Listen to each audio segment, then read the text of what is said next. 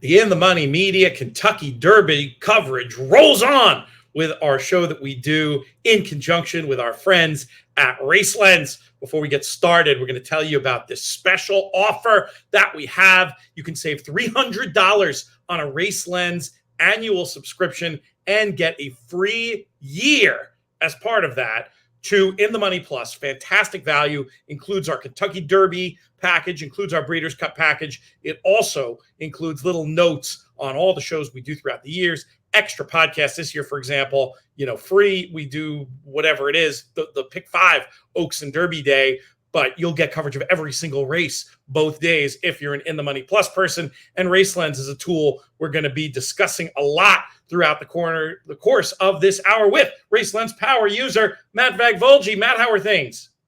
Things are good, Pete. It's Derby time, so it's got to be good, right? So some good racing Friday, Saturday, so I'm looking forward to it.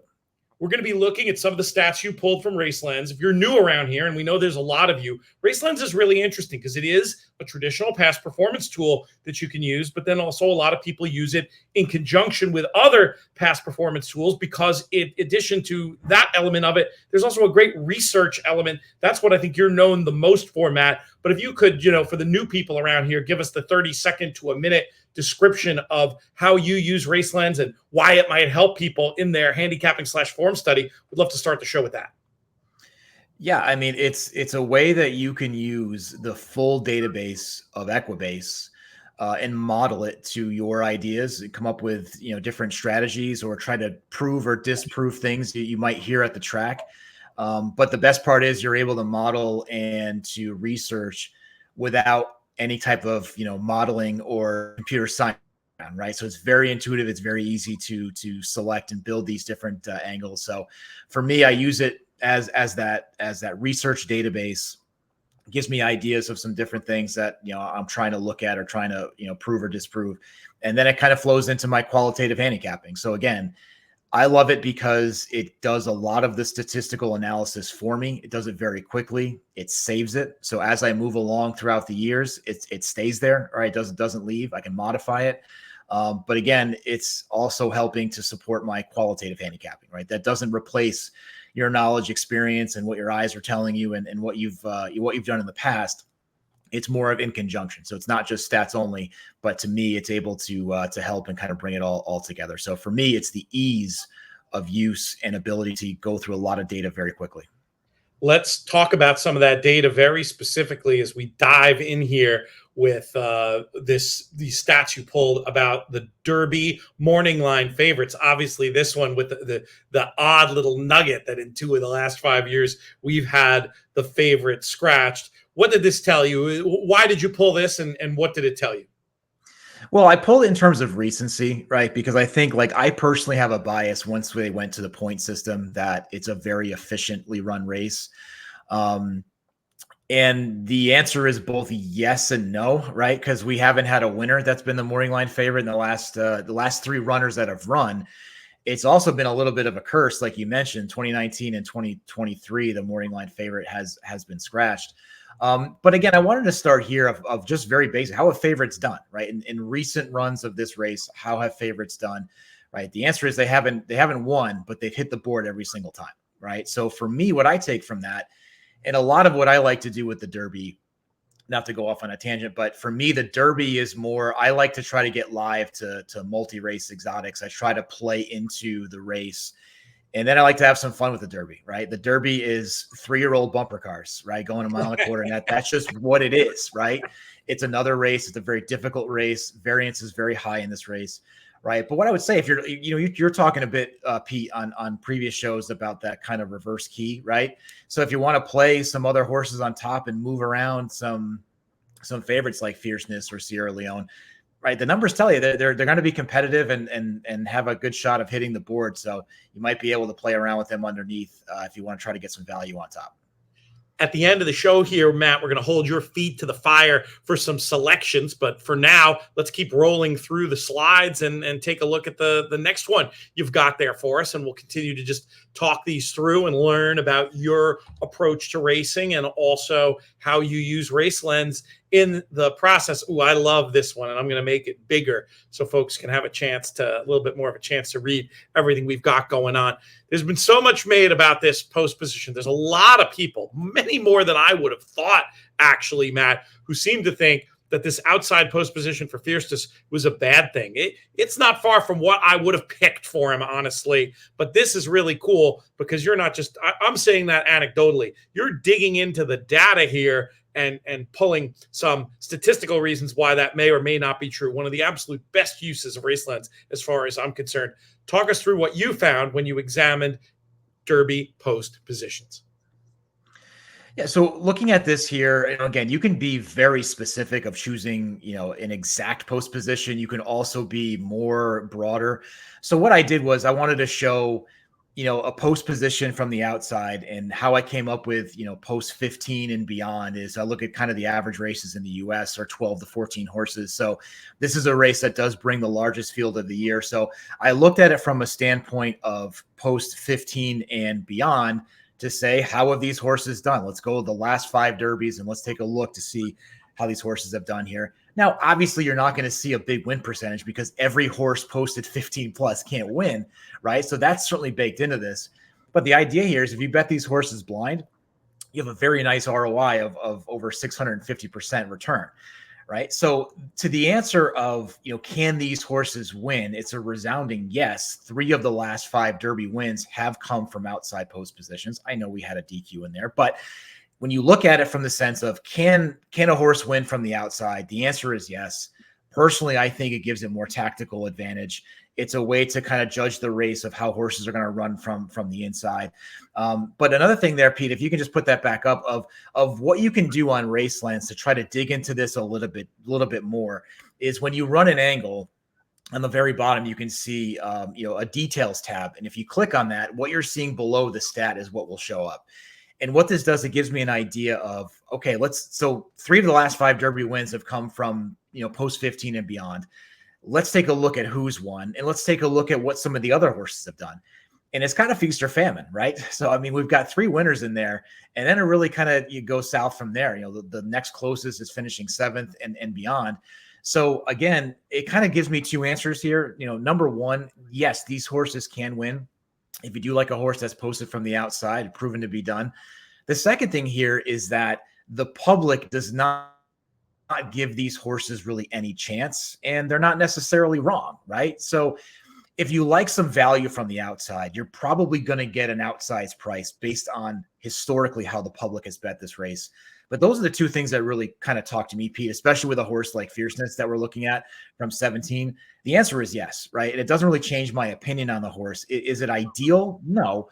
But for me, when I look at the numbers here, they can certainly win from the outside, and also the public seems to dismiss them a little bit more than usual if you look at historical prices.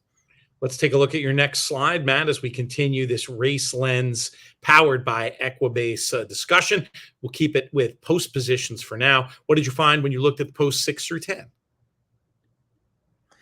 So you're looking at it from this post position. I'm trying to find, like, just in general, like the middle of the pack, right? Can we find something in the middle based on this particular field?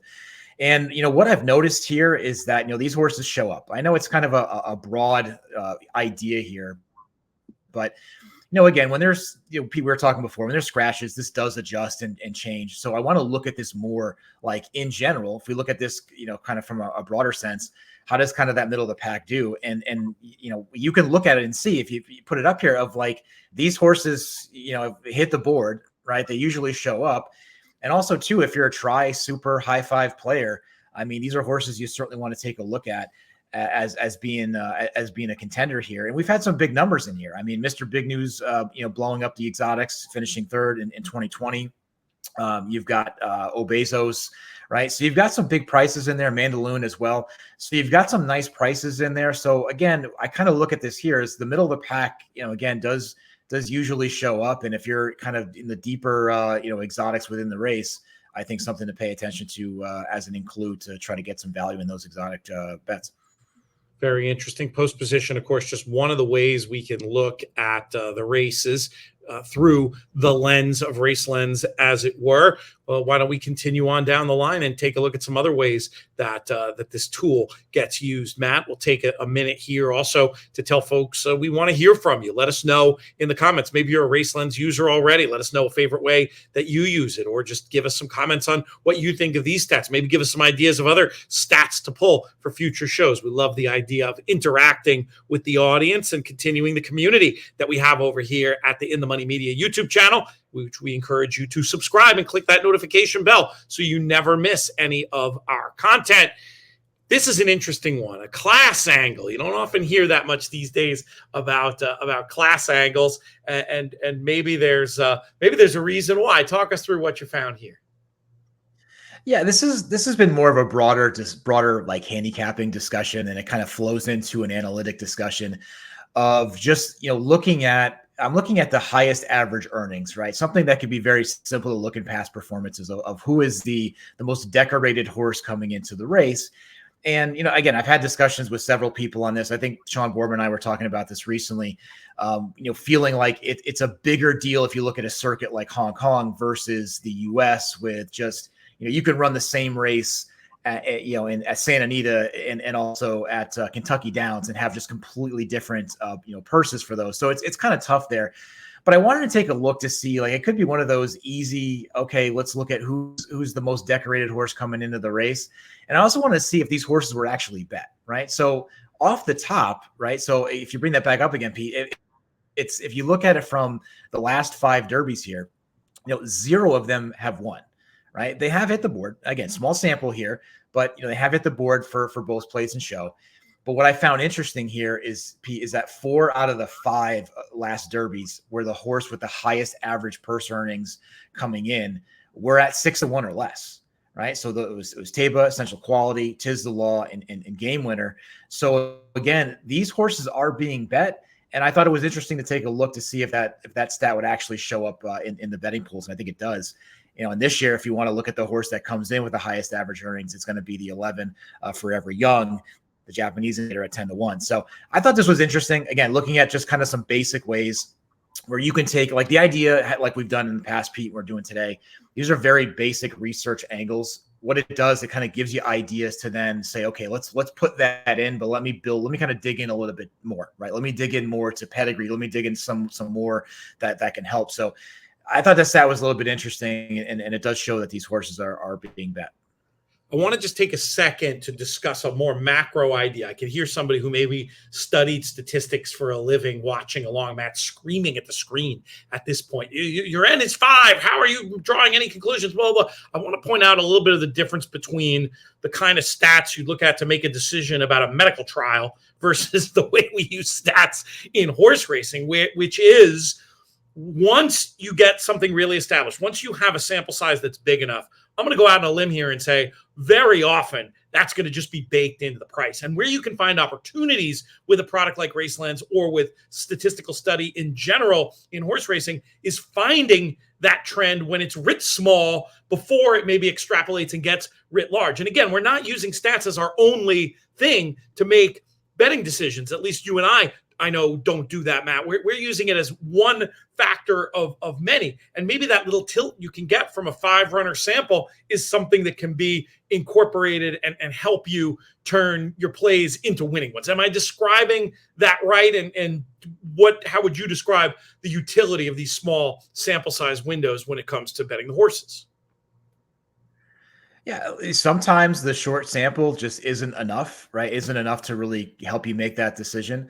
Sometimes, like you said, Pete, you do find a lot of value in that short sample. I think that goes across the board in all forms of advantage gambling. You're finding something that's not necessarily publicly known, right? So that's where you start to have the edge, and that's where you're able to find that value within whatever that wager is. And that's the way that I look at this here. I do find a lot of value in smaller samples, but it's up to you to decide, right? I think that's, to me, one of the best things with Race Lens. It's not telling me who to bet, right? It's coming back with research based on my ideas. I'm making this somewhat proprietary to my own thought process and how I look at the races. And then it comes down to deciding, right? So to me, I talk to people a lot about this. Never blindly follow statistics. It'll lead you to broke, right? take those statistics and see if it does help with your other side. Again, the qualitative side of handicapping. So for me, it's not telling you to make the decision, but it's something I think to consider and to look at, that I think it can help in the process. But to me, again, that's why I like Racelens. It's not telling me what to do. It's telling me, is there something there or is there not, right? Depending on how I qualitatively look at it going forward. So yeah, I agree with you, Pete. It's not something that you're just going to blindly follow. One other thing, though, I will throw out there is if you do have an angle you love, what I feel like it could help you do, and I'll use an example from my own life. I'm a big condition handicapper, and it's old school as it gets, but still one of the best condition angles for me is looking at horses from certain trainers and how they do second off a layoff. Just when I talk about condition, it's like, is the horse going to get better? Are they going to run the same? Are they going to run worse? And that's an angle that can often point to horses when you're looking at the right trainers who are going to go better. Now, I'm not saying I'm going to blindly bet every, Bill Mott second time off the layoff or third time off the layoff, but Racelens can tell me anytime one of those horses appears, and then I can use my human brain to then, instead of looking at every race in the country all day, it gives me a subset of races I can look at. Then I can use my handicapping brain to do it. It's not a black box. Some people try to use it as a black box. I don't recommend that, but I love the idea that it helps me filter. It helps me fish in the right ponds. I'd love you to talk about that concept of how you use Racelens, and then we'll proceed with the angles. Yeah, I mean that's to me that's exactly it, right? So it's helping me kind of whittle things down. But something I mentioned before, and it kind of flows in what you just said, Pete, is once you create these angles and save them, continue throughout until you delete them or deactivate them, right? So I always laugh at myself when I create an angle and I put in all caps negative, and then whatever the angle is.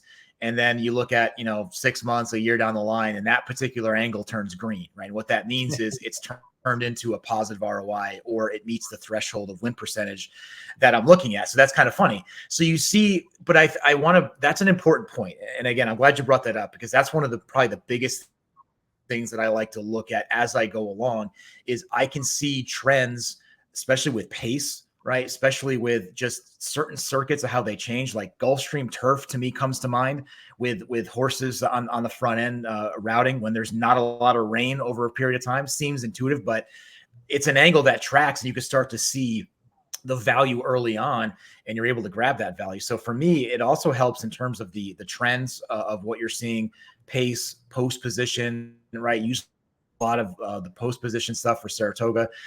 So again, it stays with you, and it can help you when you see as the meet goes on. You can see as those stats change, you can see it along with it. We just have a few minutes left here, Matt. We've got some other angles to get to. One thing that I really like about Racelens is these next generation stats, as you might say. This is the StatCast data if you're a baseball nerd for horse racing. And you were playing around with it, and I thought you came up with some interesting stuff here. I'd love you to talk us through what you found in terms of these advanced Kentucky Derby stats. Yeah, just a couple of quick hits for the last two stats here, Pete, is the advanced Derby stats. I wanted to bring this to mind. This is something that's new to Racelens. I think is really interesting, kind of in the infancy stage of it. Been getting a little bit more into this. For me here, what I want to do is identify some of these different ways to look at, miles per hour, strides per second, where you can take a look and say, okay, let's kind of dig a little bit deeper and maybe look at this historically. But for the race, on the top Racelens PPs, if you click on GPS, it'll bring up all of the stats that are available. And there's a lot more to this too. And it breaks it down by quarters. Like there's a lot of more information to that. What I want to do today, Pete, is kind of point out what are the horses in the Derby that hit these different angles. Top average mile per hour is going to be the 8 just a touch. So again, I thought that to be a little interesting. I also thought too, I want to dig into this a little bit more, is the top average strides per second. Something I've been using, I would say more so on the turf. I haven't used it much on the dirt, but the 20 Society Man at 50-1 came in with that particular top end stat there. So again, just kind of identifying a couple of horses that do meet these statistics. But what I would recommend doing is just pull up the PPs on Racelens. You just click that GPS above, and it gives you a plethora of statistics, just literally as a click, to look through and see how some of these horses stack up with these different kind of next generation statistics that Racelens has. I'll ask you at the end of the show how much credence you're giving to those two horses. There's been a lot of talk about, obviously, Just a Touch, Not sure how they're going to bet him. Society Man is one from absolute left field, though I will say that big friend of the show, Jessica Paquette, has talked about her interest in that one. And Kevin Kilroy mentioned something positive about the workouts from Society Man. So we'll return to that at the end. Bring it up for me if I forget to ask you. The brain is turning to pudding here on a Wednesday of Derby week. But speaking of Kevin Kilroy and workouts, we do have a whole other workout show here on the network. So much great content. We get tons of traction for the Best Bet show with Jerry Bailey and Randy Moss. We've got a live show tonight. Depending on when you're watching this, maybe the archive will be up. Maybe you can join us live or as part of this amazing Derby-thon we're doing. 24 hours of Derby coverage. If you don't want to pick and choose, you just want to flip that on while you're doing your own handicapping, we encourage you. And that's for a great charitable cause as well. You'll be hearing a lot more about that during the shows. But workouts, you had a stat specific to workouts that I wanted you to talk through, because I thought this one was pretty interesting too. We'll do that, and then we'll loop around for your final answers, your thoughts on this year's Derby, quite specifically based on all this work you've done, and then we'll let you get out of here. But what do you got for us in terms of workouts? Just a very basic one, right? So take a look at that idea of, who's potentially coming in with the fastest work, or looks to be kind of coming in ready to show some pace. Because again, that's another thing that's been proven. We didn't touch on it, but being on or just off the pace has been extremely successful. Except for the absolute ridiculous bomb that came in from gazillion miles away. So to me, like if you look at it from being on pace, it may flow into some of the workouts. And again, this is a very basic stat here. I want to emphasize that there is a whole section of workouts where you can be very, very specific there, and a lot of different ways to look at it. But I was curious, like, who had the bullet workouts coming in to the Derby, and did it kind of show anything? Is there anything there? So out of the last 5 Derbies, there were 10 runners that came in with bullet workouts. None of them won, right? Just one hits the board, right? That's 2 fills. That's the only one to hit the board in 2023.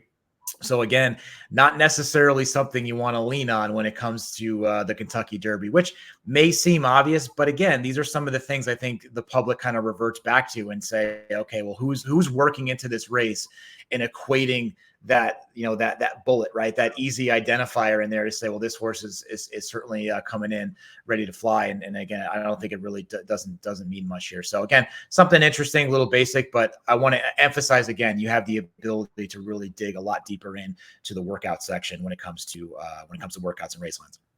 And we should point out, of course, that a bullet workout isn't the same thing as the kind of workout a clocker is necessarily going to be raving about. So maybe all the more reason to watch our video with Kevin Kilroy about who's been working well observationally, not necessarily just on the clock. My hypothesis, and I don't know if it's right, but that idea of being the fastest in a group of all these most fastest horses, maybe that's a horse that's over the top. But the one the clockers are going to rave about, whether it's the DRF Clocker Report or those videos you can find elsewhere on YouTube, or our own Kevin Kilroy, that's, we're not discounting that information, just saying that, sometimes on a normal racing day, you just upgrade a horse because of a bullet.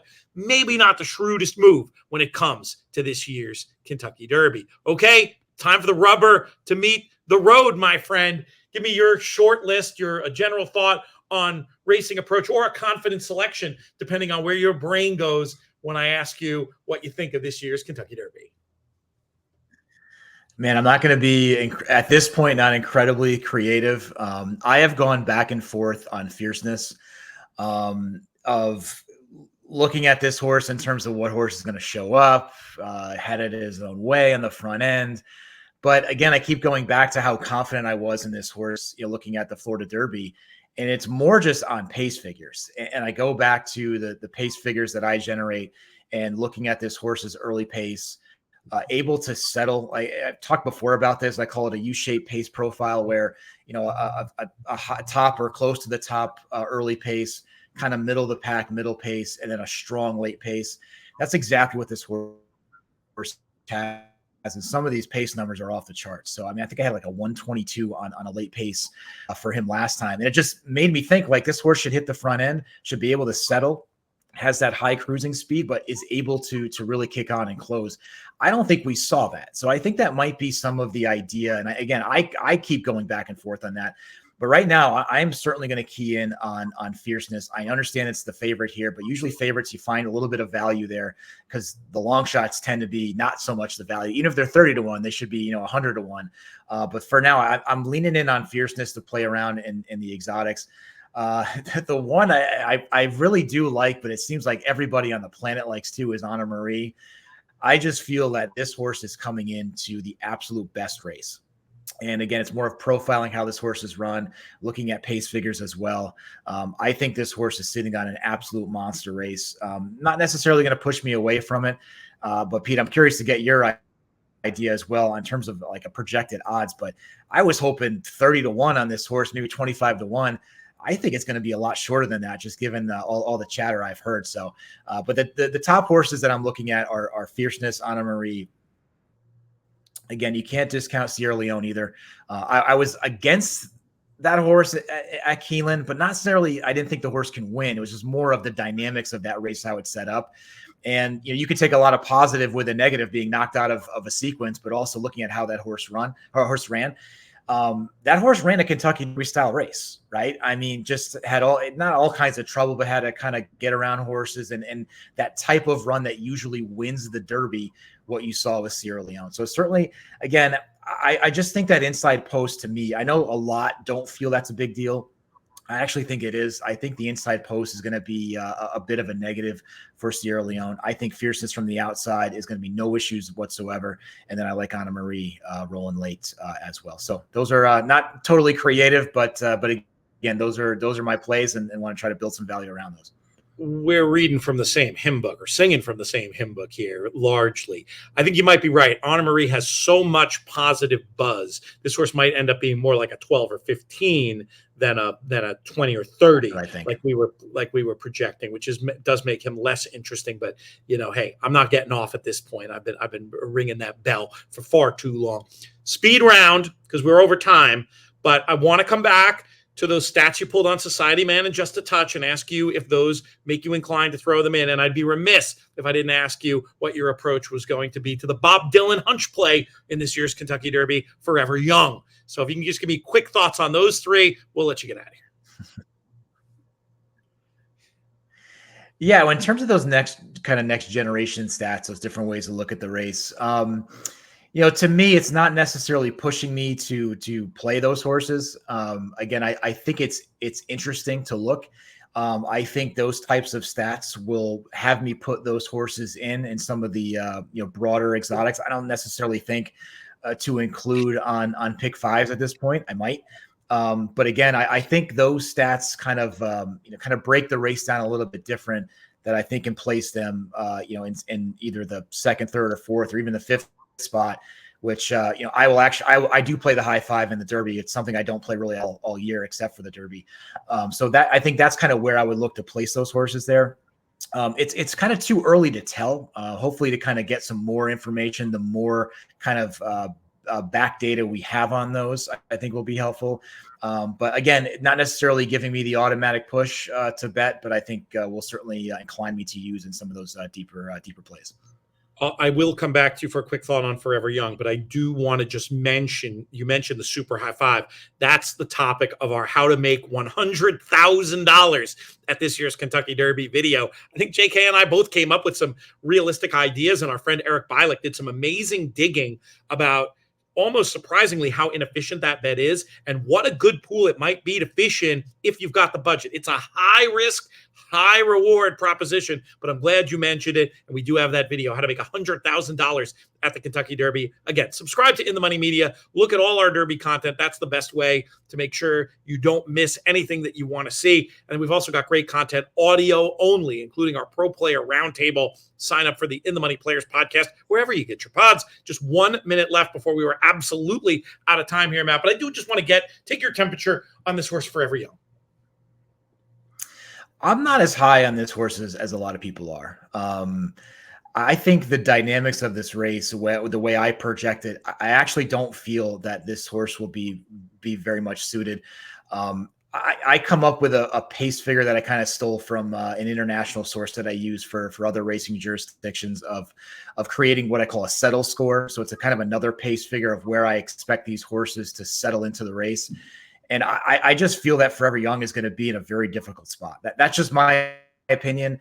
So I'm not, short answer, Pete, I'm just not as high on Forever Young as most are. Certainly a talented horse, but just not as high as most are. Thank you so much, Matt. We really appreciate your time today. We also want to thank one more time our friends over at Race Lens for sponsoring this video. This is an amazing opportunity. You're not going to find a better deal to try out this tool, saving $300 on an annual, and you get a free year. That's another $200 value. So you're basically saving $500 for In the Money Plus. In the Money Plus, we really rededicated ourselves to it. Tons of great additional content, including the Derby and Oaks package, but it's so much more than that throughout the year, especially around the big meets, Keeneland, Saratoga, Del Mar, Kentucky Downs, etc., etc. For Matt, for our friends at Race Lens, I'm Peter Thomas Fornatal. Oh, you know what I didn't do? I'll throw this in here at the end. I'll tell you exactly where you can go to get that promo, inthemoneypodcast.com/racelens. That'll be in the show notes too. I'm Peter Thomas Fornatal. May you win all your photos.